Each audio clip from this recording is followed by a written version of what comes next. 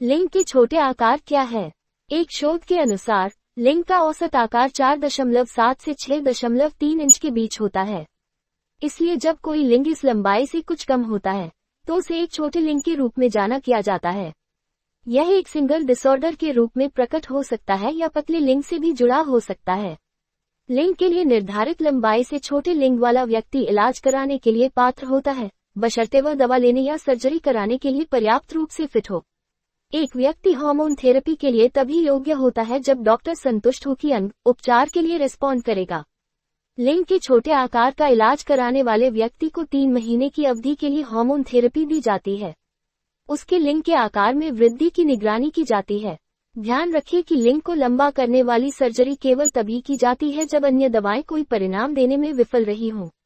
हाइपोगोनेडोट्रोफिक hypogonadism, हाइप्रोगोनाट्रोफिक hypogonadism, आंशिक androgen असंवेदनशीलता, वृद्धि hormone व थायराइड हार्मोन की कमी, इडियोपैथिक स्मॉल फेलस और कॉडी जैसी मेडिकल कंडीशन के कारण आदमी का लिंग छोटा हो सकता है। दवाओं के उपयोग से उचित परिणाम प्राप्त नहीं होने पर पेनिस एनलार्जमेंट सर्जरी की जाती है।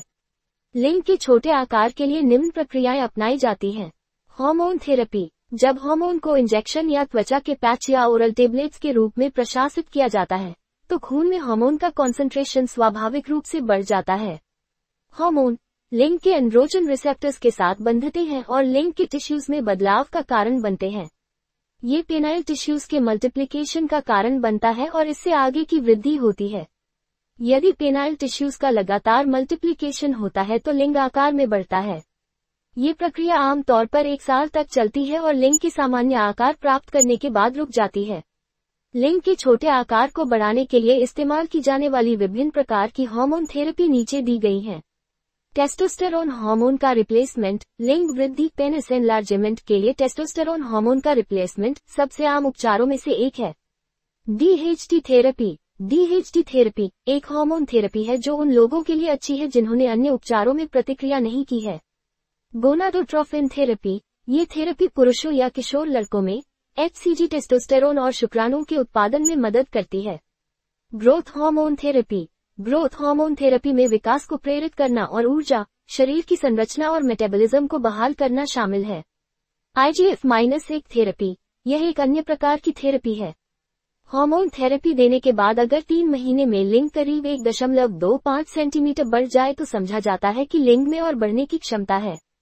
उसके बाद ही यह उपचार जारी किया जाता है। Penis enlargement surgery, penis enlargement surgery तब की जाती है जब दवा ने कोई ठोस परिणाम न दिया हो। लिंग बढ़ाने वाली पेनिस एनलार्जमेंट सर्जरी 3 प्रकार की होती है।